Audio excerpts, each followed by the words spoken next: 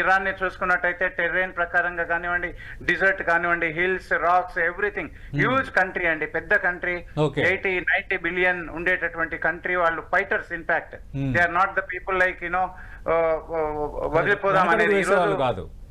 Yeah, exactly. So ఇంకొకటి అండి, ఇక్కడ ఈ రోజు వీళ్ళు ఒక నాయకత్వాన్ని మాత్రం 1 లేయర్ ఆఫ్ లీడర్షిప్ ని ఎలిమినేట్ చేశారు. ఓకే, కానీ they have 2 more line of leadership. ఒకరు పోయిన తర్వాత ఆటోమేటిక్ ఇంకొకరు టేక్ ఓవర్ చేస్తారు, ఆ దేశాన్ని నడిపిస్తారు.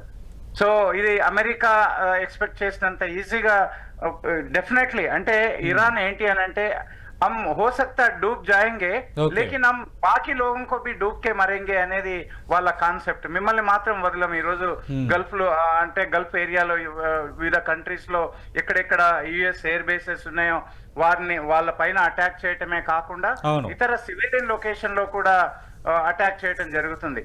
సో ఎందుకు జరుగుతుంది అని అన్నప్పుడు ఎలాగో అంటే అక్కడ యుఎస్ ఎయిర్ బేసెస్ ఉన్నాయి కనుకనే ఈ రోజు ఇరాన్ పైన అటాక్ జరిగింది, లేకపోతే జరిగేది కాదు అనేది ఇక్కడ కాన్సెప్చువల్ థాట్ ప్రాసెస్ అన్నమాట.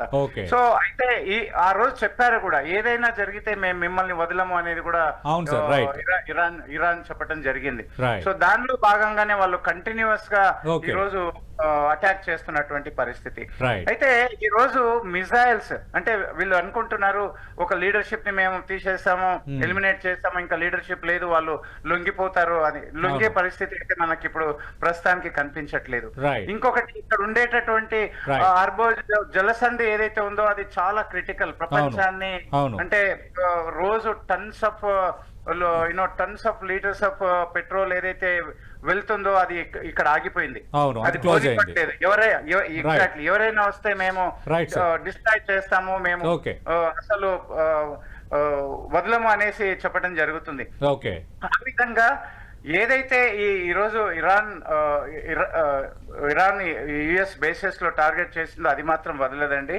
కృష్ణారెడ్డి గారు డెఫినెట్ గా ట్రంపే డౌన్ అయ్యి మేము we will take care of you, will take economically we support you అది ఇది ఏదైనా చెప్పి యుఎన్ఓని ఇన్వాల్వ్ చేసి ఏదైనా వస్తే తప్ప అది వచ్చేటటువంటి చూద్దాం. ఆ పరిస్థితి ఎప్పుడు రావచ్చు అన్నది ఖచ్చితంగా మనం మాట్లాడదాం. అండ్ ఇంకొకటి సంజయ్ గారు, సతీష్ మాట్లాడుతున్నా సార్. కృష్ణారెడ్డి గారు మాట్లాడతాను, ఎందుకంటే ఛానల్స్ ఎక్కువైపోతున్నాయి, అందుకని కొంచెం సంబోధించడంలో ఇబ్బంది అవుతుంది. సతీష్ గారు అయితే ఇక్కడ మనకు ఇరాక్ లో ఉండేటటువంటి మిజైల్స్ ఏవైతే ఉన్నాయో టోటల్ ఈ రోజు 3000కి పైగా మిజైల్స్ ఉన్నాయి వాళ్ళ దగ్గర. 1500 మీడియం రేంజ్ మిజైల్స్ ఉన్నాయి సార్.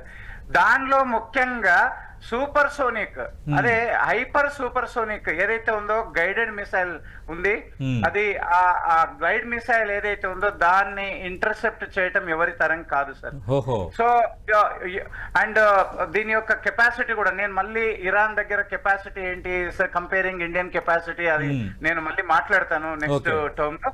సో ఇప్పుడు ఏదైతే ఉందో ఈ రోజు ఇరాన్ తో ఉండేటటువంటి hyper super sonic guided missile ఏదైతే ఉందో, గైడ్ మిసైల్ ఏదైతే ఉందో ఇది 8 to 10 టైమ్స్ ఆఫ్ సౌండ్ ఉంటుంది.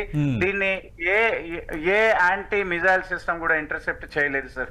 సో ఇలాంటి టెక్నాలజీ కూడా వాళ్ళ దగ్గర ఉంది. వాళ్ళకి జియోగ్రఫికల్లీ వాళ్ళ ప్రధాన బలం, జియోగ్రఫికల్లీ వాళ్ళ వెపన్స్ ని కాంప్లైజ్ చేయడానికి దాచుకోవటానికి మంచి పరిస్థితులు ఉన్నాయి కనుక వాళ్ళు చాలా వాళ్ళ యొక్క మిజైల్ సిస్టమ్ అంతా ఇప్పుడు కూడా కామాఫ్లేజ్ లో పెట్టడం జరిగింది. అండ్ ఇక్కడ అంటే మొత్తం కూడా డిస్ట్రక్షన్ జరిగినప్పటికీ యాంటీ మిజైల్ సిస్టమ్ ని రైట్ ఖచ్చితంగా అవన్నీ కూడా మనం మాట్లాడదాం. రూపేష్ మిట్ల గారు, సతీష్ గారు సార్ లైవ్ లోనే ఉన్నాడు సార్. మన కృష్ణారెడ్డి గారు చెప్పినట్టు